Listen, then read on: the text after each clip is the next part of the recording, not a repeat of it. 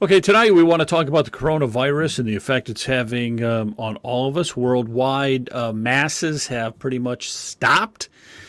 It's pretty hard to find a diocese anywhere in the world today was having mass, which is a first of its kind right there. And the bishops pretty much have been silent. They're not explaining to us the reasoning that they've stopped with the sacraments or mass because I think to have mass would be one of those exceptions. I mean, if you're going to have grocery stores, liquor stores, some abortion clinics open, I mean, my gosh, I can go in and get cigarettes or something if I wanted to. But a church, no. So, I'm not buying that at all. No, yeah, and the other thing too, Joe, what's really crazy is that some of these bishops that have done this, where they've banned the sacraments, they've done so without being, mandated or ordered by their state governors. I mean, in Ohio, there, Mike DeWine, the governor, he did not ban masses. In fact, they may even be considered religious services, may be even considered an essential service. But the Ohio bishops jumped the gun and they just shut down everything. And Uh, that's so an excellent point too. I hadn't considered that, but the governor really hasn't said no to mass. But the bishops, my God, they're supposed to be our spiritual leaders. They're the ones who are saying no, and it sort of says to me that they think the physical life is more important than the spiritual life. I mean, that's not the yes, case I at think all. Yeah, I think that's absolutely what it looks like. I mean, I won't presume to know, exactly what's going through their heads, but that sure is what it looks like. And there are even cases where, in Chicago, there, Cardinal Blaise Cupich, from my understanding, is he has ordered that not even emergency baptisms, if someone, in case of someone being close to death, they still need permission from his office, the archdiocese, which is preposterous because it goes against canon law. That's crazy. So here's another interesting question. If we could pivot off of that for a minute, is with the priesthood. They are deprived of saying mass. They are deprived of saying of administering the sacraments. What do you think this psychologically is doing to them spiritually? It's got to be a heavy, heavy burden for the priest. You know. Yeah, I think so. I mean, it's already, for certain priests in the world, it can be a kind of lonely life, a very arduous sort of life, but at least, under normal circumstances, they have their parish, their congregation, and now they don't even have that. So I can't imagine how this is going for them. And I think the most important thing is we all need to pray for them because they're going through some stuff, just like us. It's just kind of more of a spiritual thing, I think, Yeah. psychological thing for them. It's one hell of a battle we're going through right now. Exorcists have been saying that there's been an increase in exorcisms.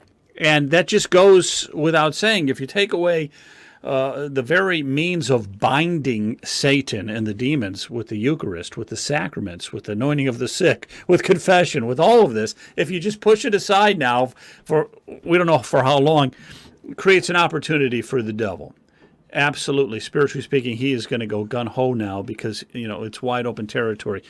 That is something else that people aren't considering. I still am flabbergasted by the bishops just being so silent and not explaining, the rationality for putting up a fight.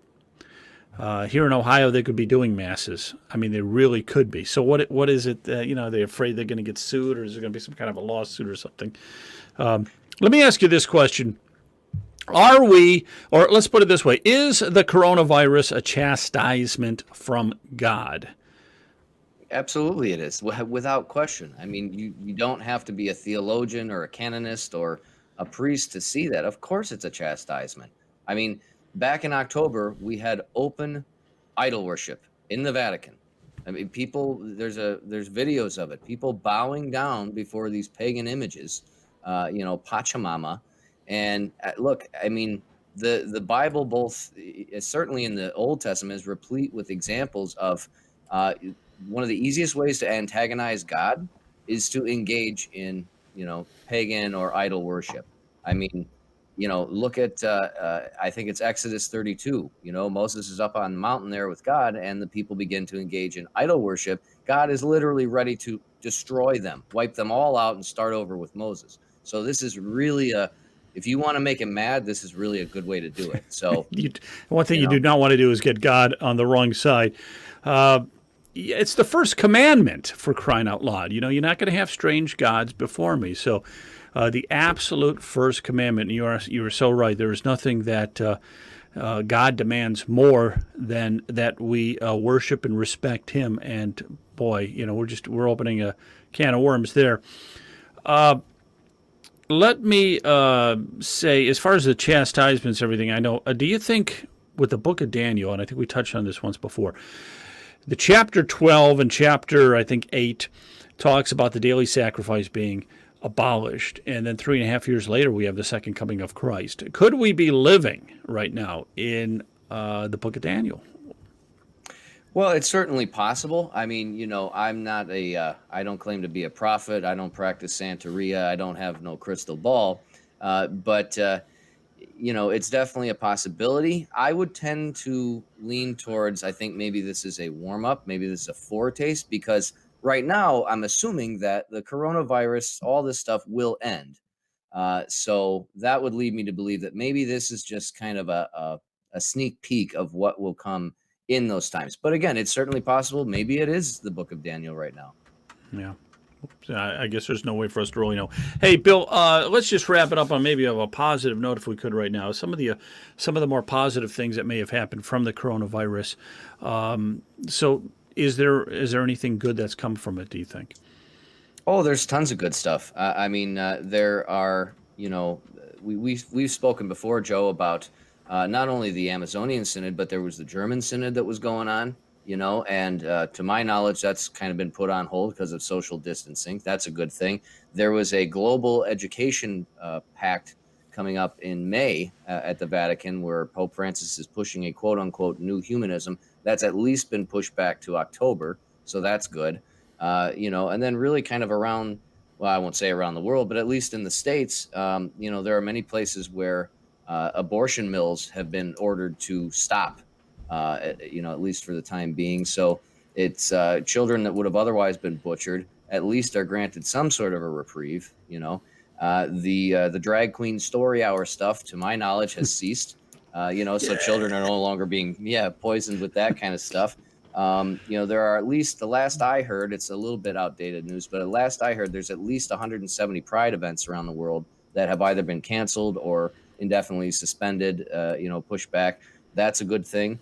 So children don't have to see that. I think this is also going to deepen our appreciation of the sacraments, because like any relationship or marriage, you don't know what you got until it's gone.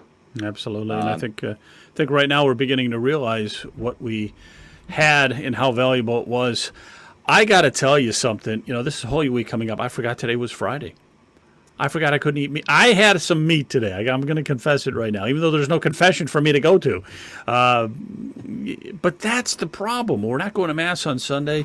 We're in Holy Week, and you forget that it's Friday. Well, we're going to continue this with the next session, but for tonight, we're going to say good night and keep praying. And may God bless all of us, and we'll get through this all together very soon. Thank you, and God bless.